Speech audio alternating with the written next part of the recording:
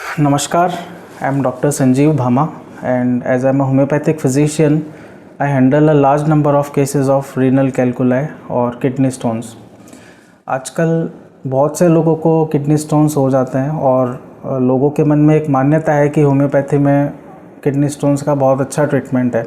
तो जैसे उन्हें किडनी स्टोन्स होते हैं तो उनका झुकाव थोड़ा होम्योपैथी की तरफ ज़्यादा रहता है।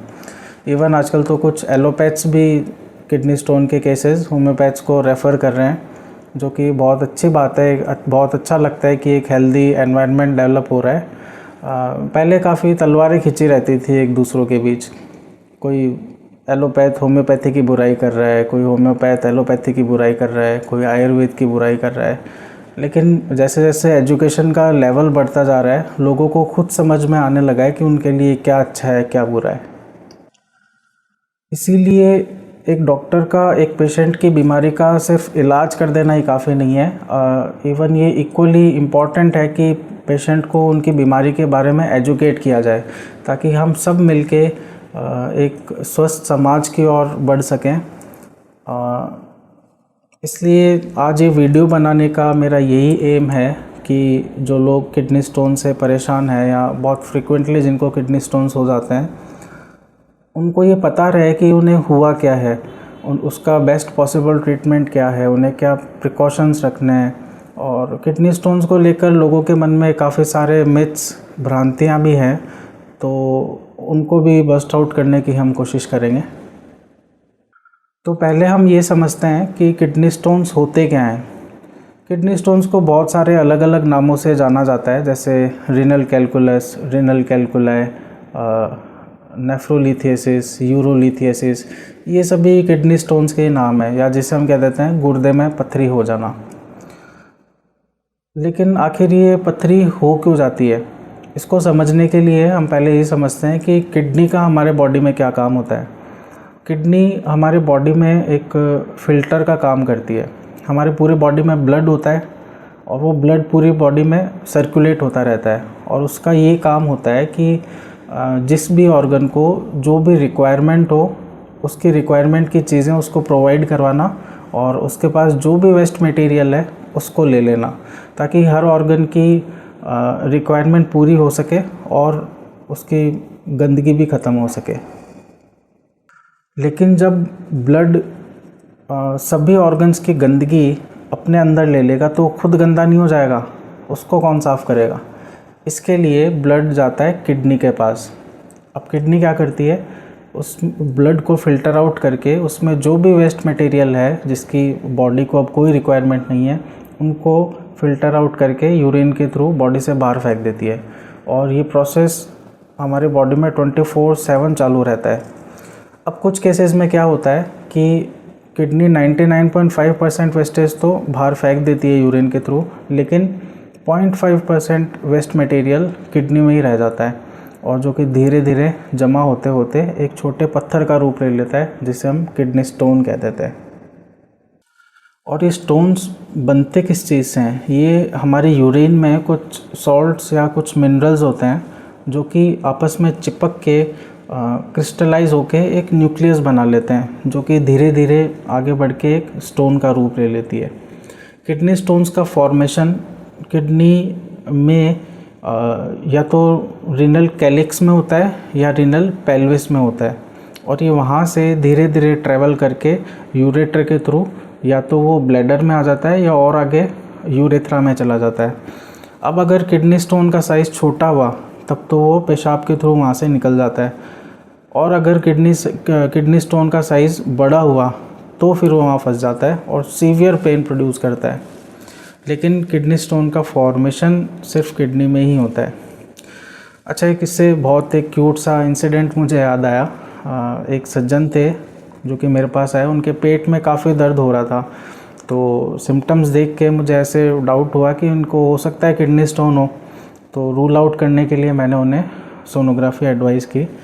नेक्स्ट डे वो सोनोग्राफी लेके आए, और उनके साथ उनके छोटी सी बिटिया भी थी। तो सोनोग्राफी देख के मैंने कहा, भाई अपना डाउट सही निकला, अनफॉर्चुनेटली आपके किडनी में स्टोन्स हैं। तो छोटी सी बिटिया वो कहती है, पापा आप तो मुझे मिट्टी खाने से भी मना करते हो और आप खुद पूरे के पूरे स्टोन्स खा जाते हो। तो कहने का मतलब ये है कि लोगों के मन में ऐसा कन्फ्यूजन रहता है कि किडनी स्टोन्स कहीं ऊपर खाने से आए हैं या यूरेटर में बन गए हैं या ब्लैडर में बन गए हैं। ऐसा बिल्कुल नहीं है। किडनी स्टोन सिर्फ और सिर्फ किडनी में ही बनते हैं और कहीं नहीं बनते।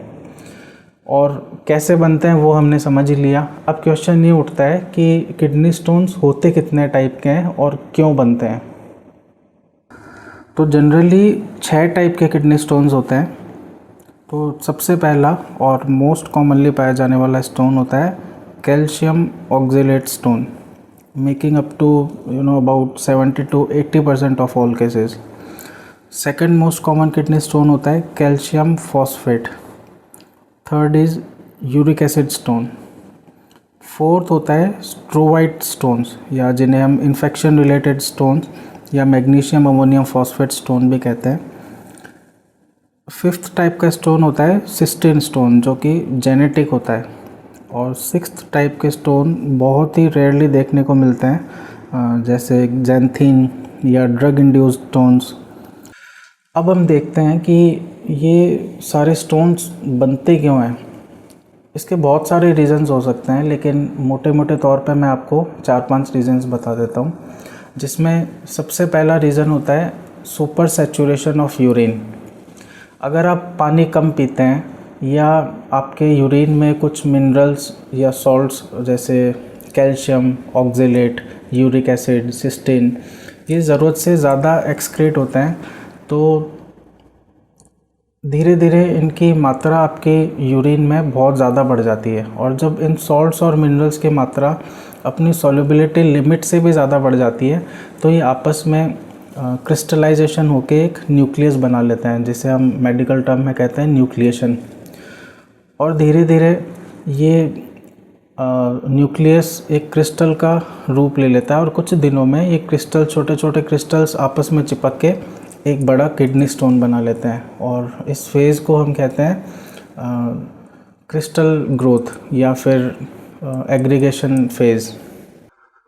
सेकेंड रीज़न है डेफिशिएंसी ऑफ स्टोन इनहिबिटर्स। अपने यूरिन में कुछ नेचुरल स्टोन इनहिबिटर्स होते हैं जो कि ना तो न्यूक्लिएशन होने देते और ना क्रिस्टलाइजेशन होने देते, जैसे साइट्रेट। ये कैल्शियम को बाइंड करके रखते हैं और उन्हें दूसरे किसी भी सॉल्ट के साथ अटैच नहीं होने देते। मैग्नीशियम, ये ऑक्जेलेट्स को बाइंड करके रखते हैं और उन्हें भी किसी भी दूसरे सॉल्ट के साथ अटैच नहीं होने देते।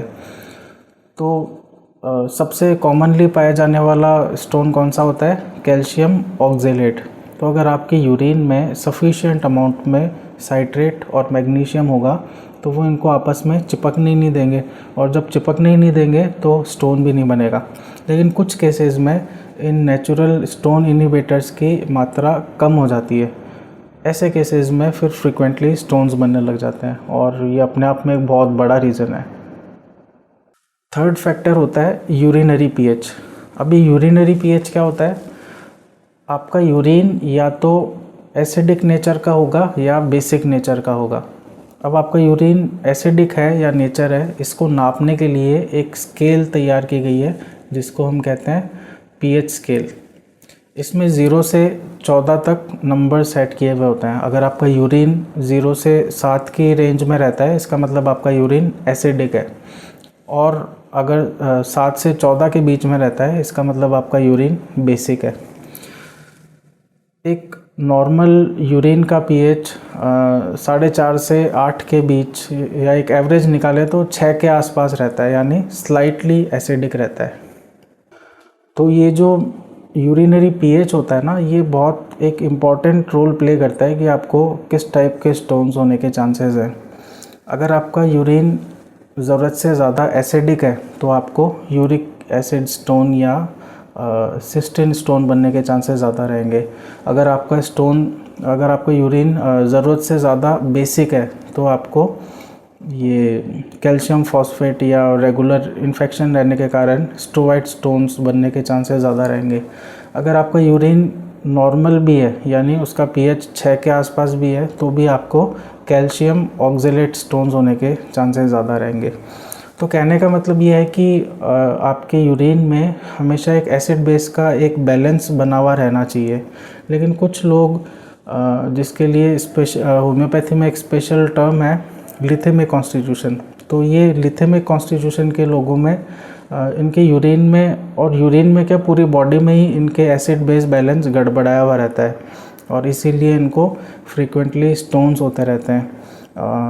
और ना सिर्फ किडनी में, इनको गॉल ब्लैडर में स्टोन्स हो जाता है और कुछ नहीं तो इनके जॉइंट्स में यूरिक एसिड स्टोन्स हो जाते हैं। तो ऐसे लोगों को होम्योपैथी में एक स्पेशल कैटेगरी में रखा गया है जिसे हम कहते हैं लिथेमिक कॉन्स्टिट्यूशन। और शायद यही एक बहुत बड़ा कारण है कि होम्योपैथी स्टोन्स के मामले में अन्य किसी पैथी से बहुत ज़्यादा कारगर साबित होती है। फोर्थ रीज़न आता है डाइटरी एंड लाइफस्टाइल फैक्टर। अगर आपका वाटर इनटेक बहुत कम है, या अगर आप अपने डाइट में ज़रूरत से ज़्यादा सॉल्ट्स लेते हैं, या एक्सेस ऑक्जेलेट फूड लेते हैं, या एक्सेस एनिमल प्रोटीन लेते हैं, या हाई शुगर सॉफ्ट ड्रिंक्स लेते हैं, एरेटेड ड्रिंक्स लेते हैं, या अगर आपकी लाइफस्टाइल बहुत सेडेंटरी लाइफस्टाइल है, अगर आपका बॉडी वेट बहुत ज़्यादा है, तो आपको पूरे चांसेस हैं किडनी स्टोन्स होने के। फिफ्थ रीज़न है मेटाबॉलिक एंड मेडिकल कंडीशंस। अगर किसी व्यक्ति कोई बीमारी से जूझ रहा हो, जैसे अगर किसी को हाइपर पैराथायरॉयडिज्म हो तो उसके बॉडी में कैल्शियम लेवल्स बढ़ जाएंगे, तो उसको कैल्शियम ऑक्जेलेट स्टोन होने के चांसेस रहेंगे। अगर किसी को गाउट है तो यूरिक एसिड स्टोन होने के चांसेस रहेंगे। रीनल ट्यूबुलर एसिडोसिस है तो उसको कैल्शियम फॉस्फेट स्टोन्स होने के चांसेस रहेंगे। ये अगर उसको रेगुलर यूरिन इन्फेक्शन रहता है तो स्ट्रोइड स्टोन होने के चांसेस रहेंगे।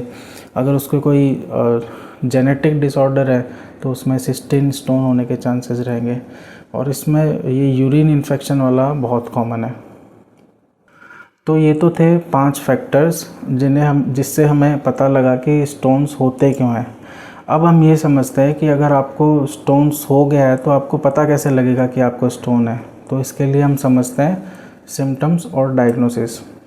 जब स्टोन का साइज़ बहुत छोटा होता है और वो एक जगह स्थिर रहता है तो वो एज सच कोई सिम्टम प्रोड्यूस नहीं करता। लेकिन जैसे जैसे स्टोन का साइज़ बढ़ने लगता है और वो किडनी में चुभने लगता है, तब आपको हल्का हल्का पेन फील होना चालू होगा। और वो पेन चालू होगा आपकी बैक से और धीरे धीरे रेडिएट होके आएगा लोअर एब्डोमेन में, यानी आगे की तरफ पेट के निचले हिस्से में। और जब ये स्टोन ट्रैवल करके आएगा यूरेटर में, यूरेटर यानी वो नली, वो पाइप जो किडनी से ब्लैडर को जोड़ती है, तो जब स्टोन धीरे धीरे ट्रैवल करके यूरेटर में आएगा तब पेशेंट को बहुत ही खतरनाक असहनीय पेन होना चालू होगा और उसको कैसे भी रिलीफ नहीं मिलेगा, वो बिल्कुल मतलब तड़पता ही रहेगा और उसके साथ साथ उसको नोजिया वॉमिटिंग भी चालू हो जाएगी। और जाहिर सी बात है, जब उसके यूरेटर की नली में स्टोन फंस गया होगा तो वो यूरिन फ्लो भी ऑब्स्ट्रक्ट करेगा, तो उसको पेशेंट को यूरिन पास करने में भी बहुत प्रॉब्लम होगी। उसको पेशाब में जलन होगी, पेशाब में हल्का ब्लड भी आ सकता है और यूरिन इन्फेक्शन होने के चांसेस बहुत बढ़ जाएंगे। और जब यूरिन काफ़ी देर तक रुका रहेगा तो किडनी पे भी प्रेशर पड़ेगा, तो ऐसे में हाइड्रोनेफ्रोटिक कंडीशंस भी डेवलप हो सकती हैं और कुछ केसेस में पेन और यूरिन इन्फेक्शन के साथ साथ पेशेंट को फीवर भी आ जाता है। तो इन सब सिम्टम्स को देख के आप एक अंदाज़ा लगा सकते हैं कि आपको किडनी स्टोन्स हैं या नहीं।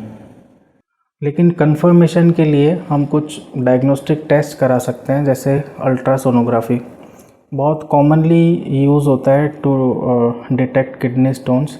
लेकिन अगर आपको अपने स्टोन्स की और ज़्यादा क्लियर डिटेल्स चाहिए तो आप नॉन कॉन्ट्रास्ट सिटी स्कैन भी करा सकते हैं।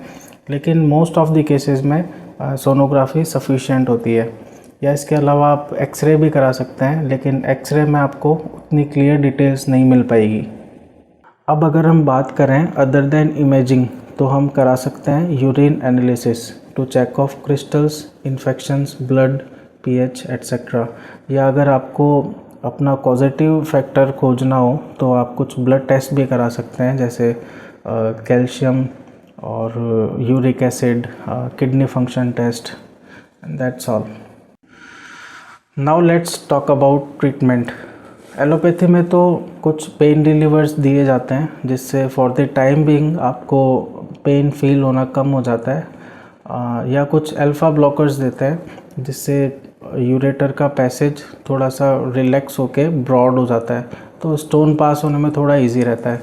लेकिन ये भी उन्हीं केसेस में काम करेगा जब आपका स्टोन किडनी से ट्रैवल करके यूरेटर में आ गया हो, otherwise it will be effectless too. तो जब इन सब चीज़ों से कुछ नहीं होता तो पेशेंट को एडवाइस किया जाता है कि आप ऑपरेट करवा लो। तो ऑपरेशन के कई मेथड्स हैं, like ESWL, extracorporeal shock wave lithotripsy. इसमें साउंड वेव से स्टोन को क्रश किया जाता है, या फिर यूटेरोस्कोपी जिसमें एंडोस्कोपिकली स्टोन रिमूव किया जाता है, और एक होता है PCNL जो कि लार्ज कॉम्प्लेक्स स्टोन्स के लिए यूज़ किया जाता है। ओपन सर्जरी आजकल बहुत कम देखने को मिलती है, पहले यूज़ हुआ करती थी। लेकिन इन सब प्रोसेस से आप एट प्रेजेंट जो स्टोन्स हैं उनको तो आप रिमूव करा सकते हैं, लेकिन अगर किसी की बॉडी की टेंडेंसी है स्टोन्स बनाने की तो महीने 2 महीने में स्टोन्स वापस तैयार हो जाएंगे। आप कब तक ऑपरेट कराएंगे, कितनी बार ऑपरेट कराएंगे? और इकोनॉमिकली भी ये सारे प्रोसेस कोई सस्ते नहीं होते, अच्छा खासा चार्ज करते हैं। तो अल्टीमेटली कंक्लूजन यही निकलता है कि homeopathy is the best solution for any kind of stone. तो आइए मैं कुछ आपको किडनी स्टोन्स में फ्रीक्वेंटली यूज़ होने वाली कुछ homeopathic medicines along with their symptoms बता देता हूँ। फर्स्ट मेडिसिन है बर्बेरिस वल्गेरिस। की रेमेडी है लेफ़्ट साइडेड स्टोन के लिए। और पेन की अगर बात करें तो जैसे कि इस मेडिसिन के स्टोन लेफ़्ट किडनी में होगा तो पेन भी लेफ़्ट किडनी से स्टार्ट होके नीचे की तरफ यूरेटर में, ब्लैडर में एंड इवन थाइस तक रेडिएट होगा, और बहुत ही शार्प स्टिचिंग पेन होगा, रेडिएटिंग पेन होगा। यूरिन बिल्कुल डार्क येलो या रेडिश कलर का टर्बिड कंसिस्टेंसी का होगा, और पेशेंट को यूरिन करने से पहले, यूरिन करते समय और यूरिन करने के बाद पेशाब में जलन महसूस होगी। और ये मेडिसिन उन पेशेंट्स को ज़्यादा सूट करती है जिनके बार बार किडनी स्टोन्स बन जाते हैं। Berberis vulgaris mostly mother tincture के फॉर्म में यूज़ होती है, तो आप आधे कप पानी में 15 ड्रॉप्स ऐड करके दिन में 2 से 3 बार ले सकते हैं।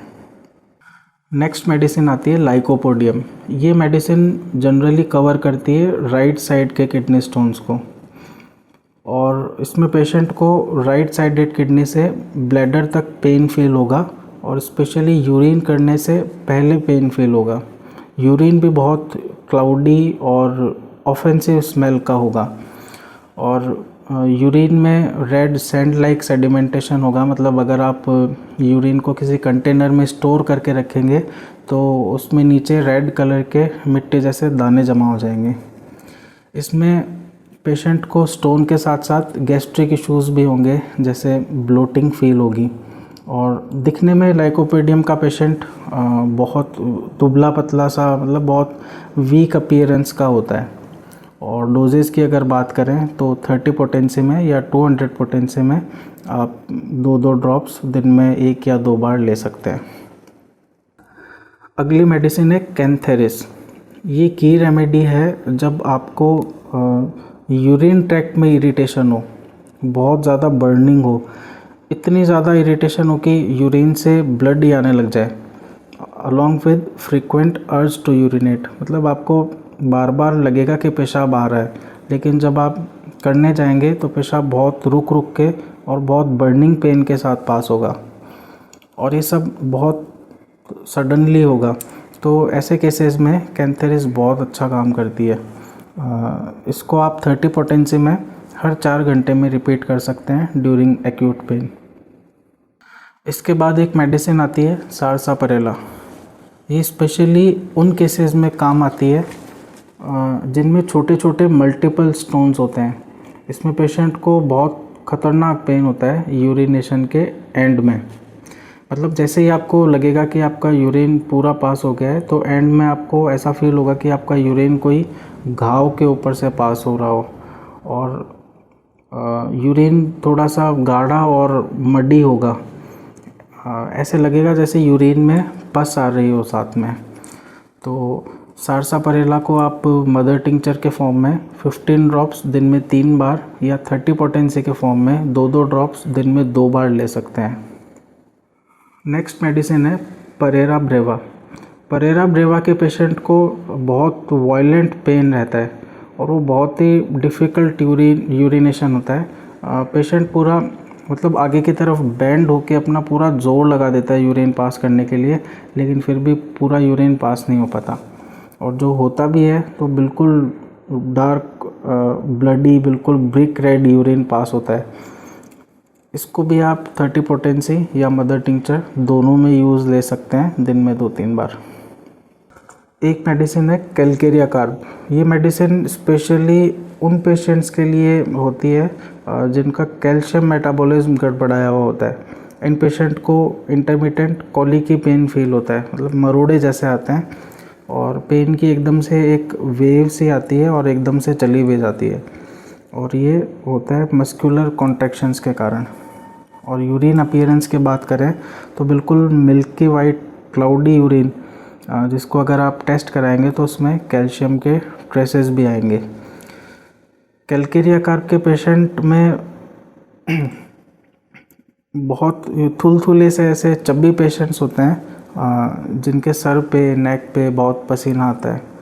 इन पेशेंट्स का डाइजेशन भी बहुत ज़्यादा लेज़ी डाइजेशन होता है, बहुत स्लो, लेकिन फिर भी उन पेशेंट्स को एग्स खाने की बहुत मन में आती है या कुछ नॉन न्यूट्रिटिव चीज़ें जैसे चौक मिट्टी ये सब खाने की मन में आती है। कैलकेरिया कार्ब को आप 30 पोटेंसी या 200 पोटेंसी में दिन में 2 से 3 बार ले सकते हैं depending on the severity of your symptoms. इसके अलावा भी और बहुत सारी मेडिसिन हैं। ऑसिमम कैन है, नक्सोमिका है, बेलाडोना है, ब्राइनिया अल्बा है, एसिड बेंज है, कोलोसिंथ है, टबेकम है, मैगफॉस है एंड सो ऑन। अब इतनी सारी मेडिसिन्स के सिम्टम्स देख के अपने सिम्टम्स से मैच करना और इतनी सारी मेडिसिन से एक मेडिसिन सेलेक्ट करना बहुत मुश्किल काम है। और अगर मेडिसिन सेलेक्ट हो भी गई तो भी उसकी पोटेंसी सेट करना, उसके डोजेज सेट करना इम्पॉसिबल तो नहीं है, लेकिन फिर भी बहुत मुश्किल काम है। तो बेटर है कि आप अपने होम्योपैथ से कंसल्ट करके ही अपना मेडिकेशन स्टार्ट करें। हाँ, आपको अपनी डिजीज़ के बारे में इतनी नॉलेज ज़रूर होनी चाहिए that nobody can fool you, बाकी सब अपने डॉक्टर पे छोड़ दीजिए। अब इसके बाद एक बहुत इम्पॉर्टेंट पॉइंट आता है डाइट का। किडनी पेशेंट्स को क्या खाना चाहिए, क्या नहीं खाना चाहिए, इसको लेकर लोगों में बहुत कन्फ्यूजन है और बहुत सारे मिथ्स भी रहते हैं दिमाग में। तो मैं आपको इसके लिए बहुत डिटेल में जानकारी दूंगा, लेकिन इस वीडियो में नहीं, नेक्स्ट वीडियो में, क्योंकि ये वीडियो ऑलरेडी काफ़ी लेंदी हो चुका है। हाँ, अभी तक मैंने आपको जो भी जानकारी दी, अगर आपको उसमें कुछ डाउट हो या मुझसे कोई पॉइंट स्किप हो गया हो या आपको पर्टिकुलरली आपके लिए कोई हेल्थ रिलेटेड प्रॉब्लम पूछनी हो तो आप कमेंट सेक्शन में ज़रूर लिखें, या डॉक्टर भमाज होम्योपैथिक क्लिनिक के ऑफिशियल नंबर में शेयर कर लेता हूँ, तो आप व्हाट्सएप पे अपनी प्रॉब्लम पूछ सकते हैं। तो मिलते हैं फिर नेक्स्ट वीडियो में। Till then stay safe, stay healthy. नमस्कार।